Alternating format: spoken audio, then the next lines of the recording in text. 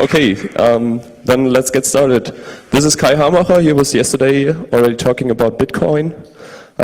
Today he's talking about resilience towards leaking and why Julian Assange might be wrong. So let's not lose time and get started real quick. One round of applause for Kai, please.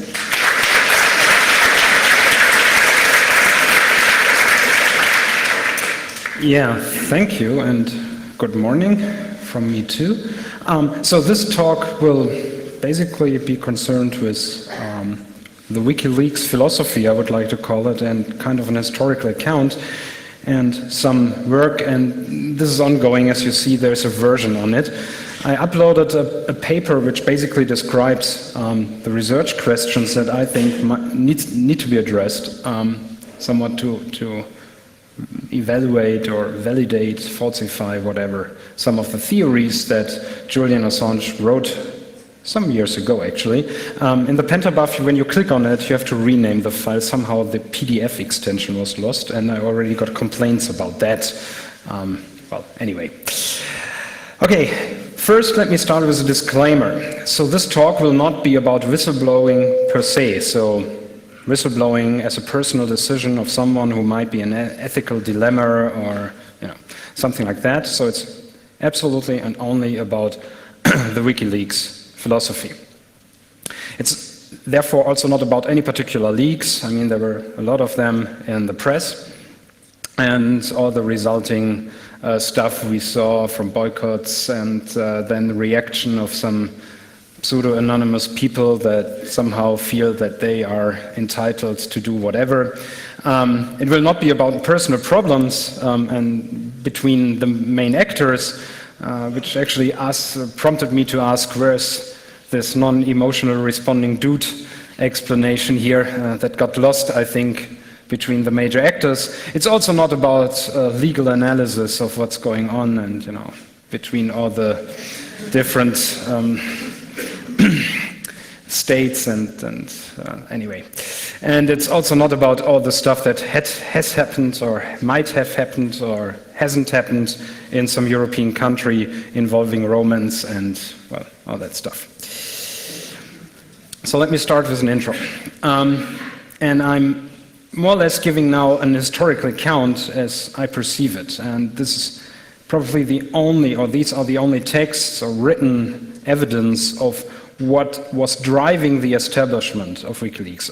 This is what I learned from what happened. It might be different, and it might have evolved to something completely different these days, but at the start, so in 2006, 2007, I think these two texts, where the later one is basically just the version 2 of this thing, and you can get them from Cryptome, it's basically like the founding document, and I think in some blog it was already called the Anarchist Manifesto 2.0, these combined texts, that are the base of what I would think was the general idea, so to speak, behind WikiLeaks, or the establishment of WikiLeaks, whatever it morphed into, right?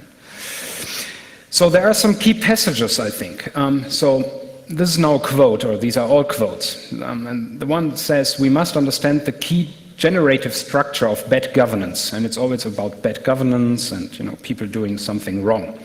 And the generative structure is then identified by, or in that quote, we will use connected graphs as a way to apply our spatial reasoning abilities to political relationships. So there are some key terms, right? It's a generative structure, it's a connected graph, and probably political relationships. And that is a graph, and you have some people here, right? There's some leader, there might be a right hand, they interact closely, and there's some lobbyist who talks to a politician who ultimately has access to all our money, and probably that's all about that this guy wants to get hold of. And then there are some people just not really involved, right? Just working there or whatever. So, and that is then a connected graph as described by Julian in these papers, and well, yeah. So people talk to each other, communicate, and it's really a communication theory that is established in these papers. And it goes on. What does a conspiracy compute? It computes the next action of the conspiracy. So the the understanding is that there are people interacting, communicating, and they decide what to do next to achieve whatever goal. And that is not specified what the goal actually is. And now comes, I think, one of the key passages. It's rather long, but sorry. So the more secretive and unjust, whatever unjust here is, an organization, the more leaks induce fear and paranoia in its leadership and planning coterie. This must result in minimization of efficient internal communication mechanism, and consequent system-wide cognitive decline resulting in decreased ability to hold onto power, and so weiter, and so on. Sorry.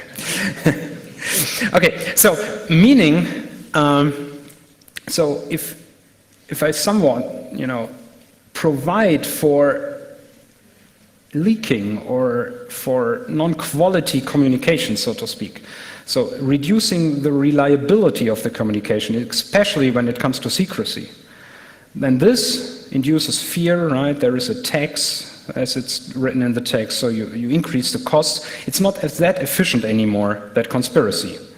And at the same time, there is also included the notion that some other organizations which are just might also be hit by some damage, but that is acceptable because that damage to that organization is not that large or that bad as to the unjust system or graph or network.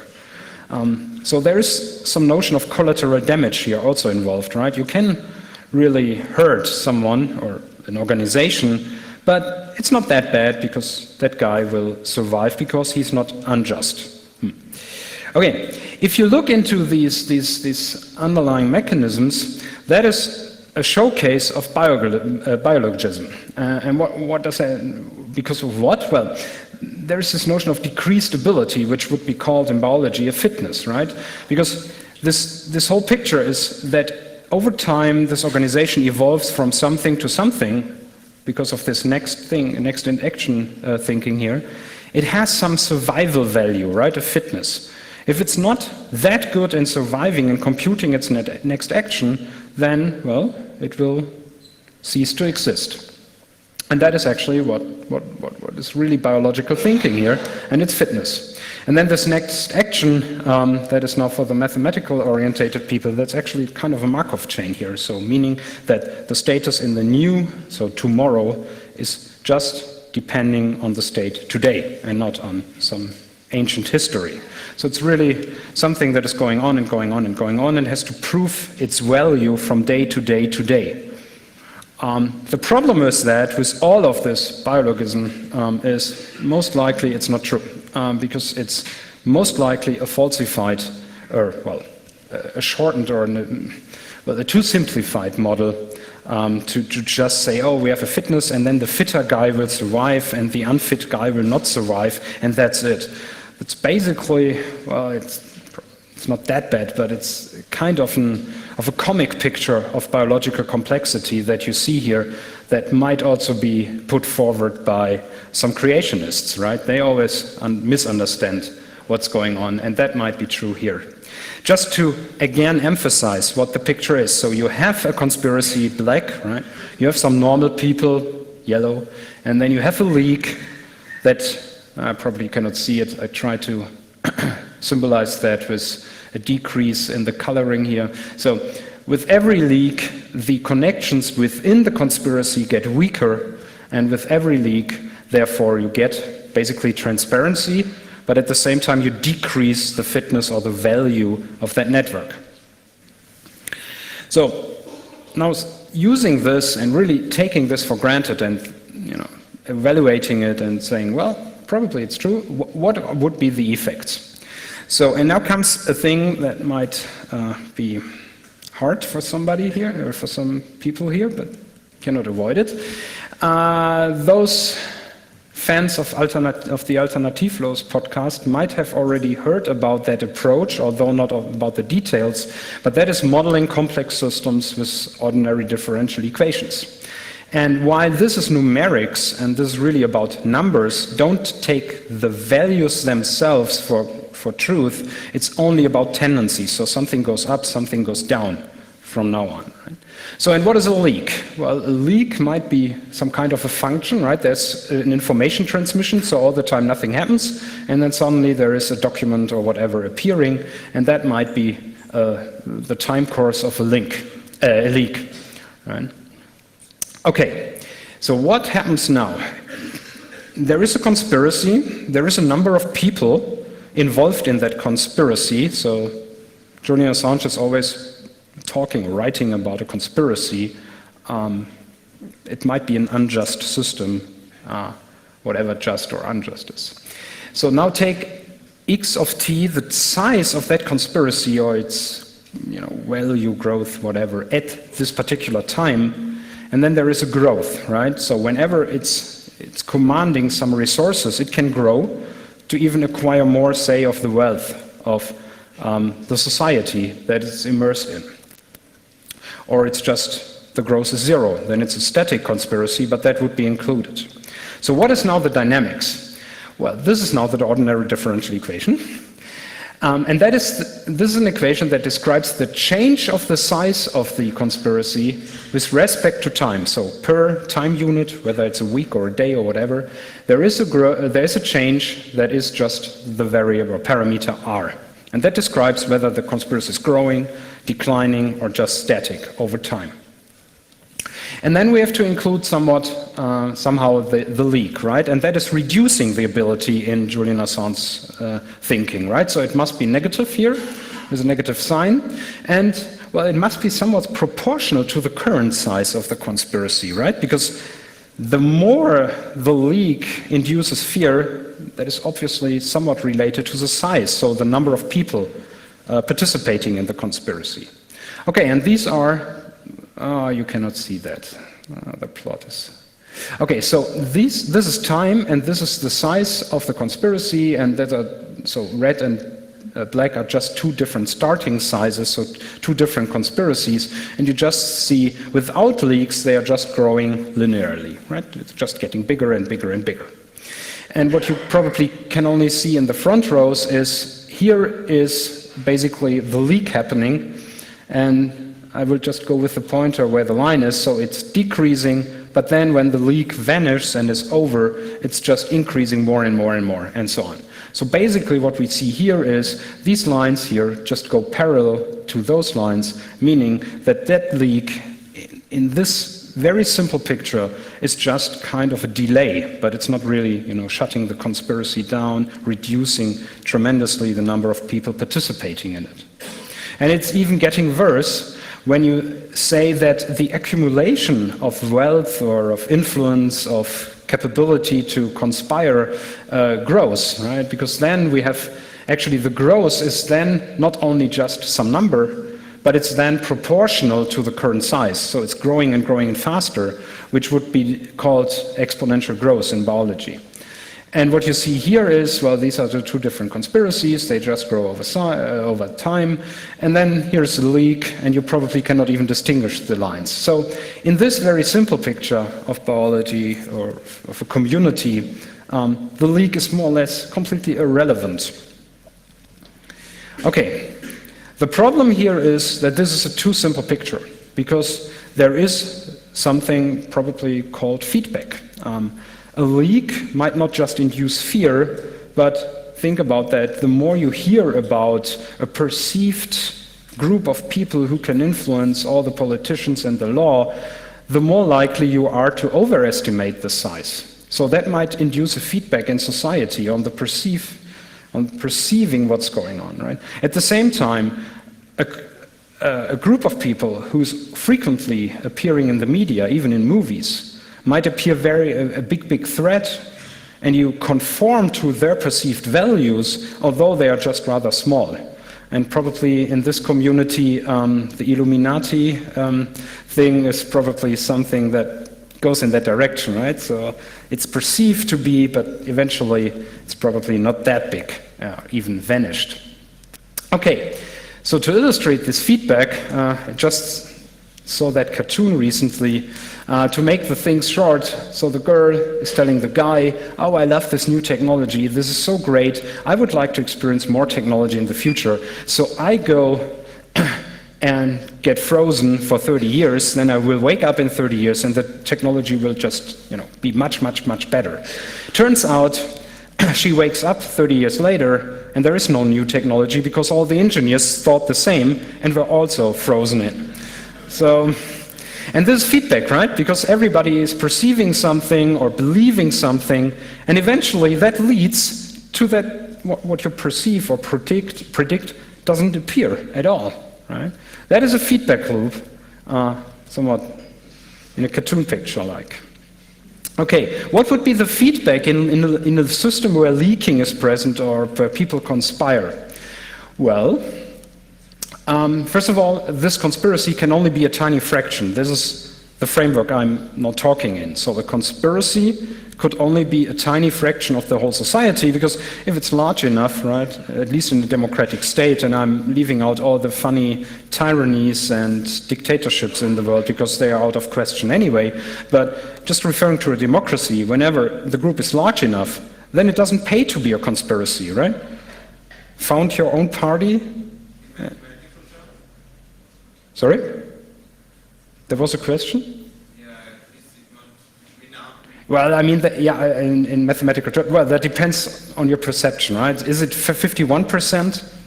Then you are right. Then you have the majority. But probably it's 9% already. I heard that, especially in Berlin, some conspiracy, so to speak, got a lot of votes, so that it obviously pays more to work officially than behind the curtains, right? Okay. So tiny fraction meaning 1 out of 10,000 or something, probably, right? That's an estimate. But then you cannot really rely on the society to enforce your rules, right? Because if you are really working against or parallel or orthogonal to the society, then you cannot go to a judge and say, hey, this guy in our conspiracy didn't conform to our internal code, because you are secret.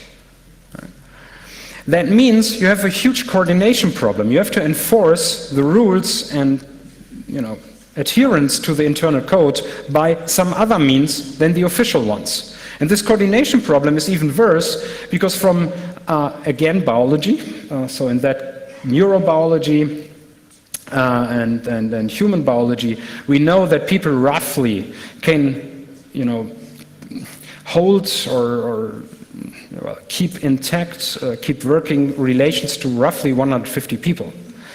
That limits the size of the conspiracy in itself, right? Because either you are a hierarchy, but then it's hard to attack, then it's easy to attack that as a hierarchy in the conspiracy, but when it's more loosely connected, then this number already, sets an upper limit to the number of people participating, because then when you go over that number, you don't have a social relationship, and then you definitely need to have some law enforcement by whatever means. And that means that alone, the resource constrictions, so the cognitive restrictions, the coordination problem, the problem that we are not talking about conspiracy anymore when it's 51% of society, is already a feedback, although not a complete feedback in an active sense, but rather an implicit feedback. So that is actually well known in biology. That is called carrying capacity. So how many individuals can survive in an environment? This is the same thing here, right? How many people participating in the conspiracy can survive in society when there is an upper number, K, of people who could participate. There is again our growth rate. So, and this term here is just then the feedback. So this term in parentheses, that is the feedback saying, oh, okay, this is now growing too large, too fast. It's somewhat declining because it doesn't work out. You are above what you could coordinate. Okay, what does it lead to? Well, our two different conspiracies just converge to the same size, one from below because it started smaller, and one from above because it started bigger, and it's always going to the same value, the same size. That is what's happening. This is already feedback and, well, needs to be taken into account. Okay, now our leaking. Leaking, again, should reduce the growth, right? So it's negative here. I just use the same example, so some leak happens. Okay, what happens then? Well, there is another delay. Here even it drops below what the final value would be, and then it's growing again. Well, it doesn't really matter again, right? As in the even more simple picture. So this feedback is stable against whatever perturbations, and this is a perturbation.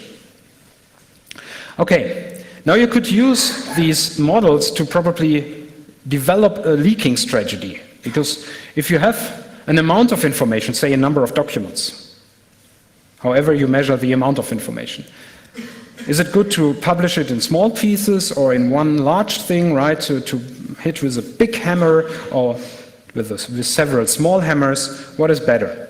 Well, so this is the sum of all the leaks that you do over the full time period is just a constant, right? And it could be something like that, so you publish 2/3 somewhere in between and 1/3 at the end, or you publish frequently, periodically, all the time, blah, blah, blah, always a small amount. Does it really change anything? Well, so the question is, if I have two different leaking strategies with the same documents, so the same sum or the same overall amount of information that I can leak, does it really change anything? Well, the bottom line is no. There is a distinction for very small numbers of leaks between odd and even, but in the end it's also, well, kind of stable against that. And it doesn't really depend on how you start your conspiracy, at what size. This is now, again, the same picture, but for much, much larger systems and some thousands and 10,000 systems. There is no correlation between whatever you choose for your leaking strategy and the overall effect. So these are correlation measures that give you whether there is a connection between how you leak and what the final effect on the conspiracy might be. It doesn't really depend on the size. It doesn't really depend on the time points when you leak. It's just random noise, right? So the system, when it has this feedback, is stable against leaking, at that point at least. So for a short summary in between, so we had the starting idea that there are conspiracies that are graphs, but he doesn't really address, so Julian doesn't address the fact whether it's a static graph or an evolving graph. It's definitely time dependent, so the static picture couldn't be true. He claims that the selection, right, so the fitness value, the survival value of conspiracy of just systems is better because they don't rely that heavily, at least, on secrecy. Right? So they are not hit that hard by a leak than an unjust system who needs to, for this coordination problem, for example, who needs to rely on secrecy. And then the damage to a just system is kind of a collateral damage. And then I have to ask the question, but who is the person to decide what is acceptable and not, right? He doesn't talk about that. And then there are the resource limits that I described, right? From cognitive stuff, from money, probably, whatever. There are bonds, and that provide for a carrying capacity. We learned already that choosing different strategies in this model, in this very simple model, does have no effect whatsoever. You can publish immediately or frequently small amounts, doesn't really change in the average. Yeah, and the effect up to now is just, you know, kind of a temporary delay, but it's not really giving big, or has no big impact. But at the same time, the simulations or numerical solutions are kind of a framework to evaluate what the security of the system or its stability and robustness is. Okay, now going beyond that simple picture, there's even more feedback, right? So what people always get, or frequently up to always get wrong, is the picture of evolution, and that's why genetic algorithms don't work, because evolution is not about a static fitness function. But this whole picture up to now claimed more or less that the fitness function is kind of stable over time. But there is co-evolution in nature, and probably there's also co-evolution here, right? Because a conspiracy might learn where is the whistleblower, so they get rid of him. That is already co-evolution. There is a feedback in that sense. There are fluctuations. We investigated that in some other system already. There is a process called fixation that is closely related to the fluctuations. It might happen, just by chance actually, but it might happen that a small fluctuation leads to a so-called fixation event where one population takes over the other, so the conspiracy gets really hold of society, although it has, in the average, a small fitness value, but just because out of pure luck, it could happen. And then there is probably, and we see that, I learned these days, counter-strategies. When there is leaking, you could probably exploit leaking to get rid of another conspiracy that is, working for, wanting the same resources that you want, or you could even exploit it to get rid of some person that is undesirable. And these days I read some story that the DARPA is now funding some research how to do leaking correctly, so to speak, as a kind of a counter-strategy. And probably that is what we already see these days. Anyway, okay, and then there's another thing. The network size itself is probably not the only feedback value, because if you are about to join a conspiracy or not, then it's not the number of people that is attractive, but it's rather the value that you get from that conspiracy, or the value that you lose when you do not join the conspiracy, right? So you must somehow transfer the graph, the conspiracy, into a value for every participant or would-be participant. Okay, so in the following I will more or less model all these effects, but not this one, because that is much more complicated. Okay, because feedback and coevolution is one of the most important concepts in theoretical biology. And that is because, say, a prey is just running faster, or, well, the children of that prey learn to run faster by some evolutionary event of a muscle, a protein in the muscle. So it's running faster, but that changes the fitness of the predator, right? So the antelope is running faster, so the children of the lion have to learn to run faster too. But if they run faster too, then it pays for the next, so for the grandchildren, to run even more faster, right? So there is the feedback, and in time you see this going up and down of fitness. And the fitness function is a function of time and not a static objective function as people frequently do with genetic algorithm optimization. Okay, what would be the effect in our modeling? So again, we have the change of now the conspiracy I. There are several now, because for coevolution you need at least two, right? There is again our growth, then we have our carrying capacity, that is this, for example, this Dunbar number of 150 that you can only coordinate. And then here now is connection of one conspiracy to the one we are modeling here. So if they talk to each other, they could collaborate, they could compete, or they are probably neutral, right? Whatever. And you just have to sum up all the influences. And that is a model that is good to get into coevolution, and these are now coupled differential equations. And the growth rate is actually a function now of the value of all the conspiracies, right? Is it valuable for me to join that conspiracy? Okay, it gets even more worse because we need this value, and there are several ideas how to value or evaluate, quantify the value of a network. There is something that goes like a polynomial in the size, so n is the number of participants in the network, so the value is then roughly n squared, right? So it's getting larger and larger. The larger the network is, so the conspiracy here. Then there is something that tries to assign value to each individual connection, and that grows then even more, so that is now exponential with some additional terms in the number of participants in the conspiracy. And I will not talk about this much more involved model because there are so many free parameters that are just not known. But basically this guy is, or this is a special case of this guy anyway. Okay, so it's getting more complicated, right? Just to tell you that it's really bad here, because now we include the leaking. And how might leaking affect the time evolution of our conspiracies now? Well, it might reduce the growth rate, right? So the economic value. Say some leak about a product. You don't get that patent because it's already leaked. So you cannot grow as a conspiring company, say in the music industry or whatever. And then there is another kind of leak that somehow affects the interaction between all the different conspiracies and the current one that I'm modeling, right? That is a second term. So these are the two places how leaks might affect the time evolution of or the size change of this conspiracy.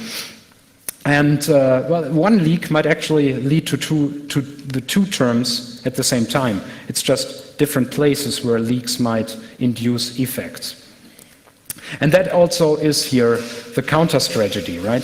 So every counter strategy that is exploited by XK, so the kth conspiracy in society, to reduce the effectiveness of conspiracy I is then included here too.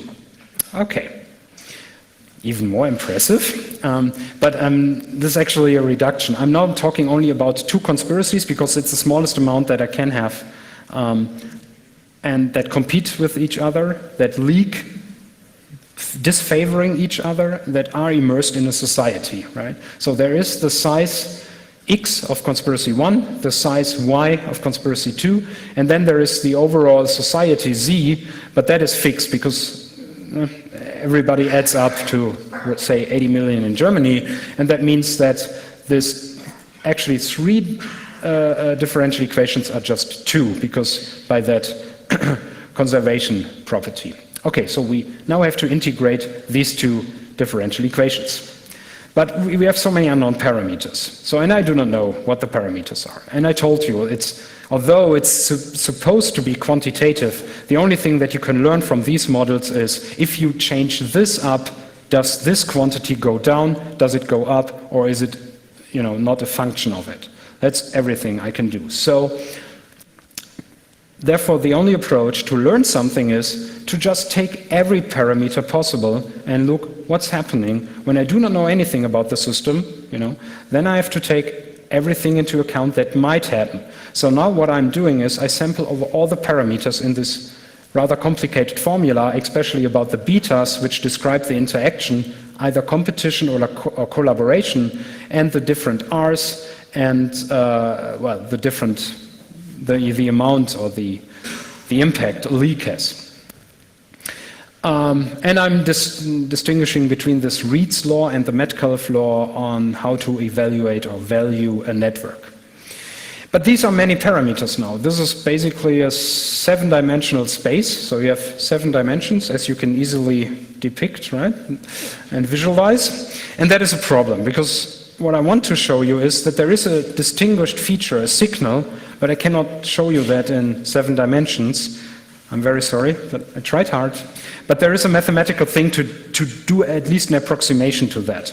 And that is called PCA, Principal Component Analysis. And you don't have to understand the details, but the overall idea is you have something in a high-dimensional space, say 3 dimension, and by that method you can map it into a small dimensional space. So we would have our 7-dimensional space and we map it into 2 dimensions. That's the basic idea. You can look that method up in Wikipedia, and it's implemented in basically every numerical package, Mathematica, Octave, R, whatever. So this is our 7-dimensional space, and we reduce it now just to 2 dimensions for visualization purposes. And the idea is to rotate this huge body that you look at the surface that is the most important one. And what is important, that is figured out by that method.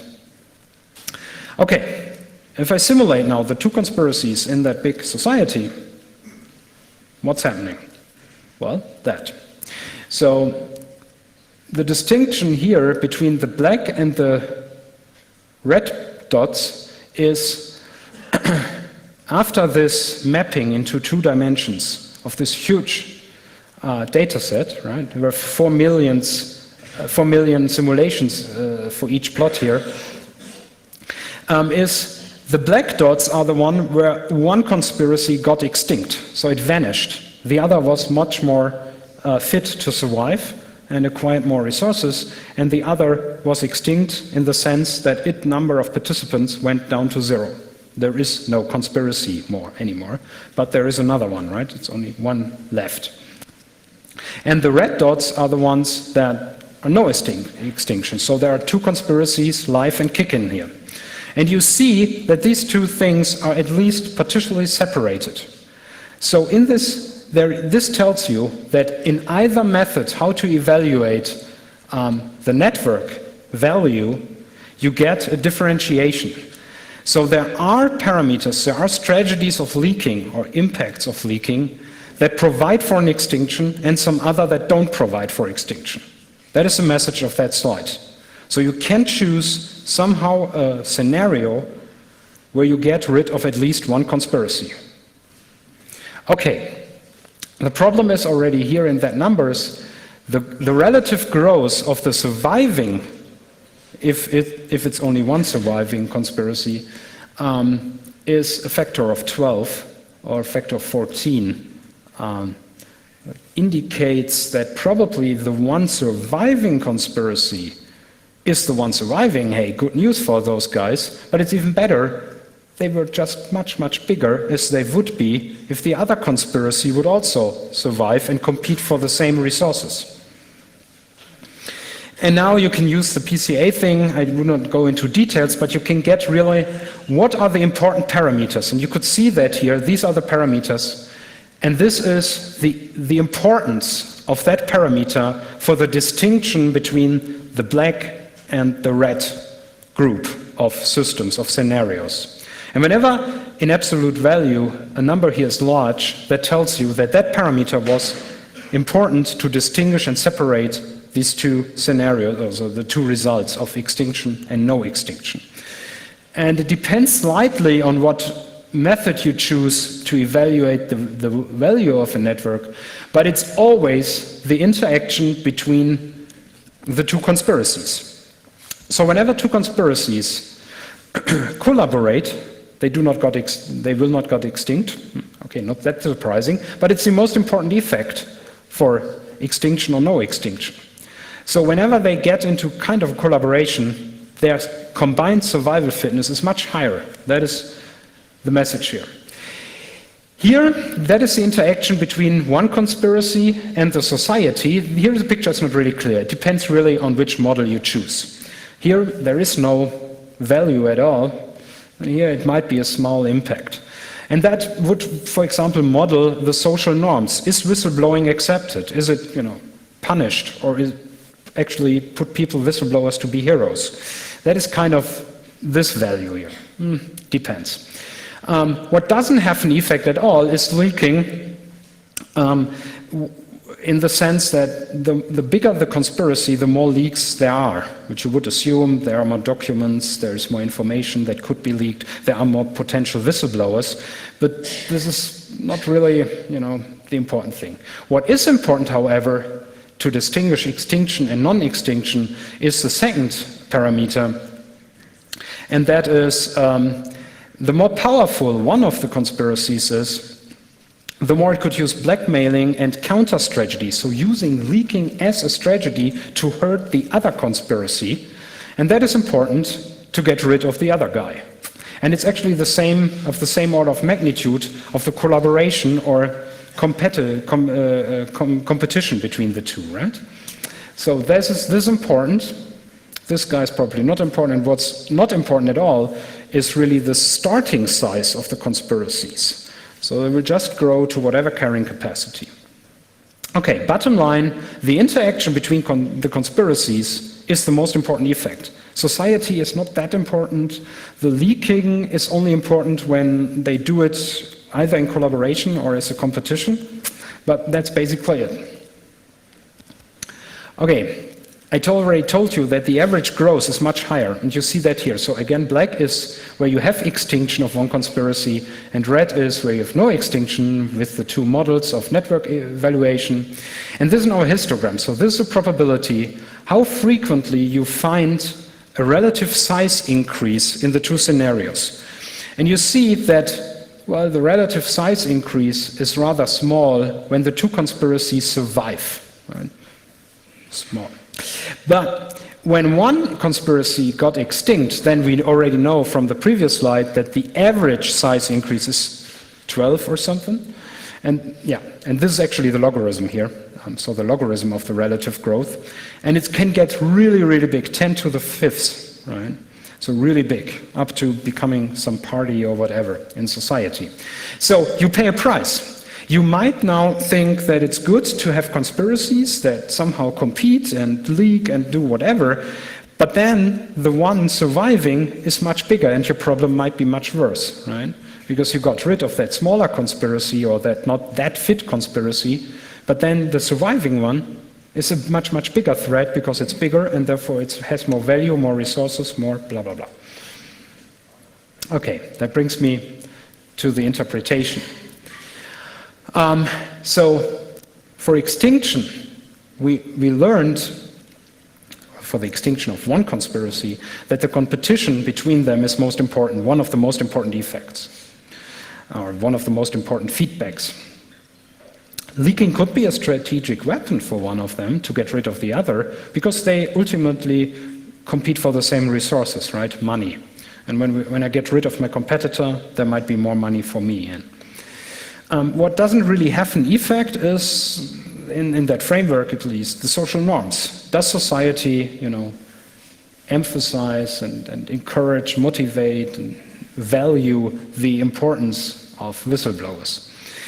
The psychological effect, so if I perceive conspiracy as to be very powerful, has no effect, or not that big an effect. I do not necessarily want to join that. The size of the conspiracy, so the good news is if you today conspire to achieve something, just start with 2 people. In the end, you might grow to something. The drawbacks of this whole leaking scenario, however, is that you might get rid of one conspiracy, that's fine, but you will then pay the price that you're facing a much larger opponent because that guy grew on the resources that were freed by the extinction of the other group. Okay, how much time is left? Oh, okay. Because this was now really that you have more or less a static society with, fixed norms. What's not included, or fixed laws. What's not included is what happens if the rules of the game change. So if you change the leaking scenario or the leaking capabilities of people, what changes when, the legal norms in particular change how people could collaborate or compete. And that brings me to one of my beloved subjects, that is intellectual property, because that is somewhat related also to that stuff, because it has a huge impact on leaking for several reasons. And the importance is probably best described in that small quote by Mark Getty. That's actually the guy from this picture company, where most of the pictures these days come from. Intellectual property is the all of the 21st century. So everybody will at least fight over it, and that is the key productive resource in the end. And the current trend is not that good.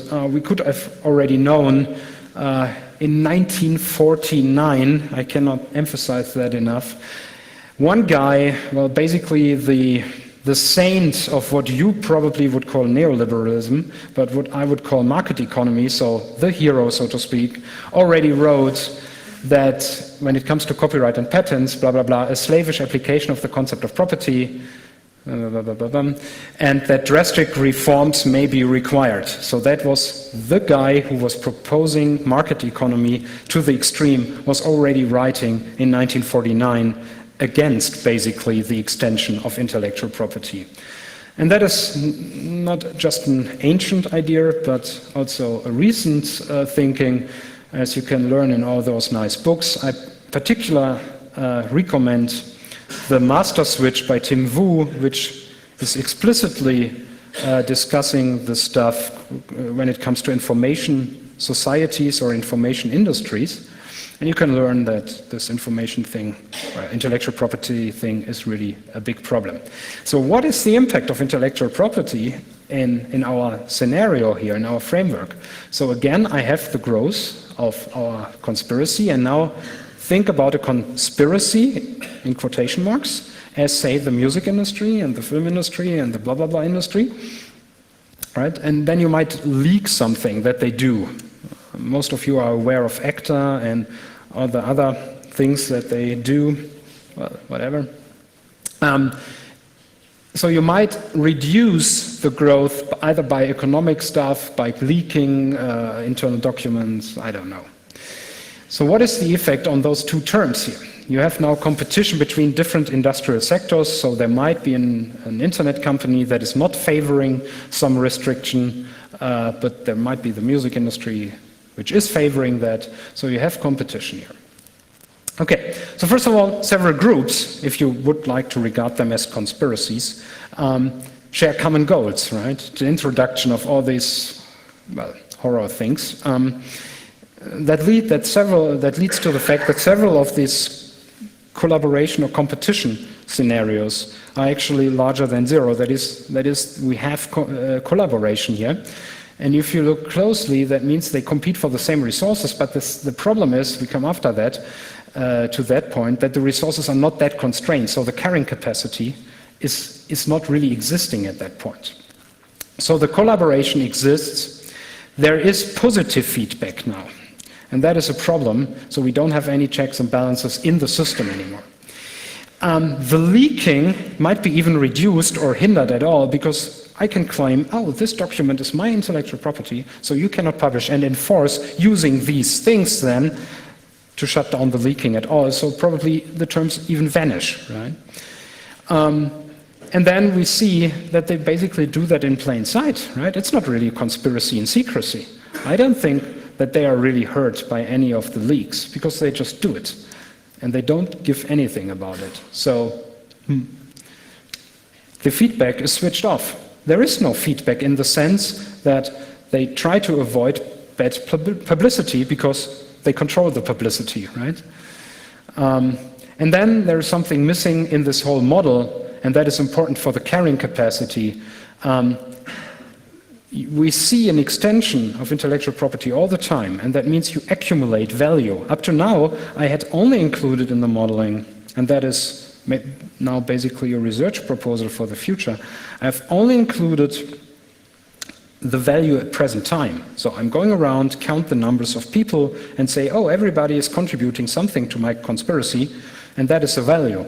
But now I have a stock of patents, of intellectual property, whatever, and that accumulates over time, and it's extended even more and more and more. So it's growing and growing and growing and growing in comparison to everything else, which is just probably static or even declining.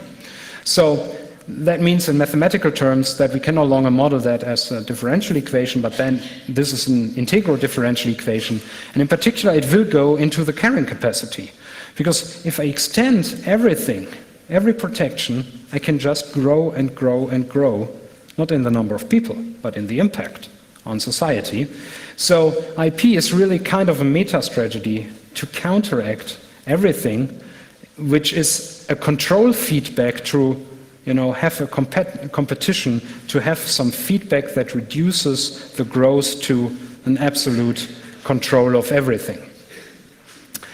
Okay, to summarize the talk, so I started with Julian Assange's starting idea, which is a very simple picture of biology, that conspiracies are graphs, and they can be attacked, for example, by leaking. And the unjust ones are more relying on secrecy, so they are rooted out more easily or more frequently. Yeah, in the average that might be true. The problem is there is feedback. The full dynamics is much more complicated, as you have seen from the feedback loops that induce some stabilization. There was, in this very simple picture, there was robustness, resilience towards such leaking scenarios. If you want to fight conspiracies, then there are costs. If you get rid of one conspiracy, the other is typically much more viable and will grow much more. So the old Latin approach of divide and divide et impera might be, a better approach. You have two conspiracies, yeah, but they are much smaller, and their combined effect is probably not that bad, as long as they fight each other and don't find a framework, as for example our common interest, like say the IP stuff, to share goals and then to collaborate. As long as they compete, that's actually good. Okay, the outlook is that such a framework, extended probably and fit to some parameters, is good to evaluate strategies or counter-strategies in leaking and the effects of whatever we see in society. And it could be good to develop some counter-strategies to cope with the effects on the just systems, whatever just from your point of view is. Okay, that is basically the summary and the outlook of what in the future I would like to address too. And that brings me to my last slide, on which I wish you a Merry Crisis and a Happy New Year.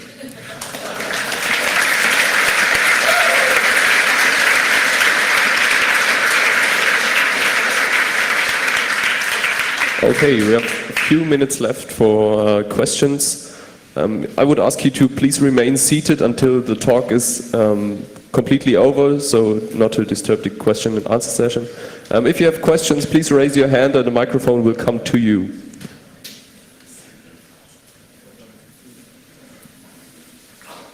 Hi, thank you for your talk.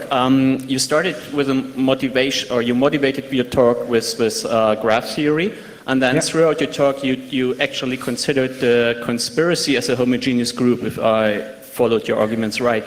So that, especially under attack, actually it's known that groups tend to be, or like graphs, networks will be more, or will become more heavy-tailed. So for example, the Enron data set, the email data set, if you're aware of that, so that under the attack from the legislation, the communication was more scale-free than before. So I was wondering if you thought about what will change in your line of arguments, considering scale-free or heavy-tailed degree distributions. Well, thanks a lot for that question. It will change the results, all right, but it will not change the criticism I have, because that's even a much more involved feedback loop, right? So we have leaking, if I understood you correctly, so you get a denser connection, people get more or rely much more on each other. That would be included in that model probably. So you have the inhomogeneous connections here, and if you make them time dependent, as you see it here, so you devalue those connections that you previously had, but you devalue those more that were more in the past, because you cannot rely on that people that strictly. So that would be in such a model to value here the network or the sub-network of the conspiracy itself. The problem is that is then not, that's just not pragmatic approach. That would include much more free parameters, and I wouldn't have a sampling space of 7 dimensions as I had in this more simple modeling approach, but I would have, I don't know, millions, because so how many people do you include? Every guy gets, 2 parameters for every connection he has, and if the conspiracy has n people, then I don't know, probably there are n square or of order n square of order n many connections, and every connection brings me a new parameter. So I would have ended up at least with some 1,000 parameters. So I use the most simple thing to illustrate that there are different effects of leaking, and there are different feedbacks. Your feedback is definitely worth to be investigated, but it's much more complicated and more time-consuming. Well, we now have a question from someone who's watching the stream at home. Here is a question from the IRC. How good is your mathematical model? Because from here it looks like to joke about the physicist that tried to bet on a horse race by using a model with spherical horse in a vacuum. Sorry, I didn't get the last part of the question. Which one? The last part of the question. A horse, something with horse race. Okay. To bet on a horse races by using a model with spherical horse in vacuum. What? Spherical? Spherical horse in a vacuum. Yeah. At that point, I'm lost. Sorry, I didn't get the question. Well, I think they're just thinking you're trying to approach a very realistic problem with a very abstract model. It was a metaphor. Yeah.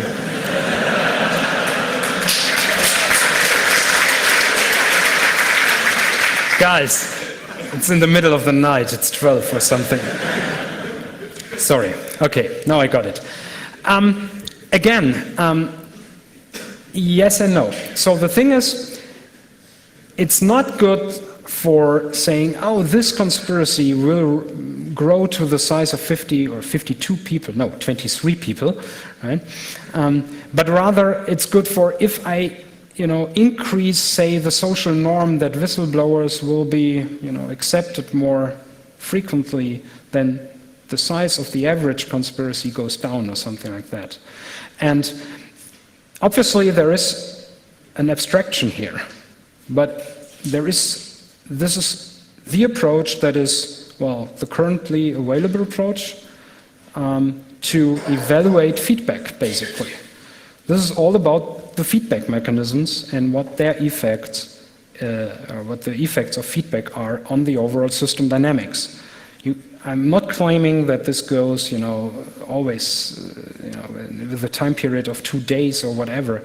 I'm just saying, in the average, this goes up, then this might go down, or if you change this, then this grows and this vanishes, or whatever.